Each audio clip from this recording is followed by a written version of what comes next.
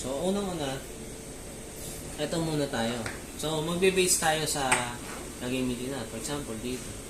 Kung ito agad negative na yan kasi mas malaki ito eh. So, negative na to. Lagyan natin ito, gagamitin natin. Goma, yung plastic, yung pinaka-base, goma. Tapos, yung next, yung pang-lock. Malalaman mo na pang-lock kung meron siyang ganito. Ayan, yung nakakangat. Tapos, dyan mo na ilalagay yung isa mo.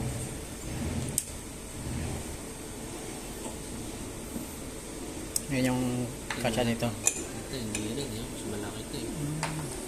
Yun yung kanina, yung hawak ni sir. Yun yun. Oo.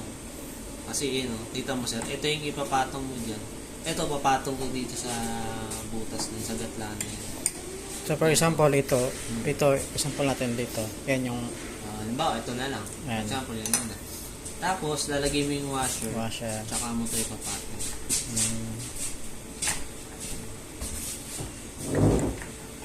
Yan. Okay. So, make sure mo na nakakompress yan. Mahigpit talaga. Para hindi siya gumagalaw. Yan. Okay. Tsaka pasok mo na yun. Pasok dyan. So, basta pag ganito, hindi pwede. Kasi mas malaki. At sakto lang. Sayang na ito, sakto. Kaso, sakto yun. Sakto yan ah. Sakto ito yun. Oo nga. Kaso lang, dalawa yung ano niya. Dalawa yung... acrylic niya. Kaya nag-spread pa yung ilaw. Ito may sumakto rin dito. Ito, may sumakto dyan. Yun din yun. Yung ginamit ko kanina. Kanina. Malaki masyado yan. Siguro...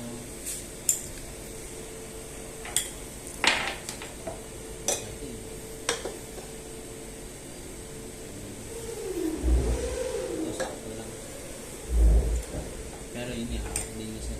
Kakat niya muna yun. Oo, kakat niya pa yan. Pero sa ano sir, madali lang sa setup, di ba sir?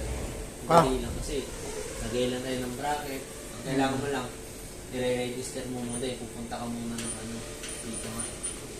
Ito, set option G ka muna. Ito. What? Diba? Set option G. Set mo kung yun. Diba? Tapos pagka select mo, diba? Pag di ba papapatayin niyo yung makina, sasabihin niyo naman sa skill, patayin mo muna yung makina. Bago papatayin mo, pepesto niyo yung kebab mo dito sa gitna para malalagay mo to. Tapos patayin mo yun. Kabit ng bracket, lagay ng kebab, salpak ng mga power keyboards. Tapos kakabit mo ito. Ganon din yung pag ano yung dyan? Pagtanggal? Ganon din yun siya. Step by step. Dali. Pero pinakamaganda dyan, si Mimaki meron siyang manual. So, may babalikan pa rin kayo kung sakaling. Gaya nga sabi ko sir, may na-miss. Parang hindi rin naman na, kung hindi natin madalas magagamit yan, sa haba ng proseso niya, malilimutan natin. Oo. Kaya meron tayong manual.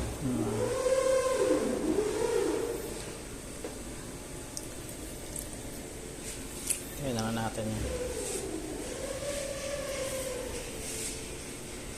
Sayang pala hindi mo magagamit. Yun nga, sabi nyo siya, mali mo na sasapakan. Kaya nga. So, ilan lang klase yung G-Bob dyan? Isa lang yan, no?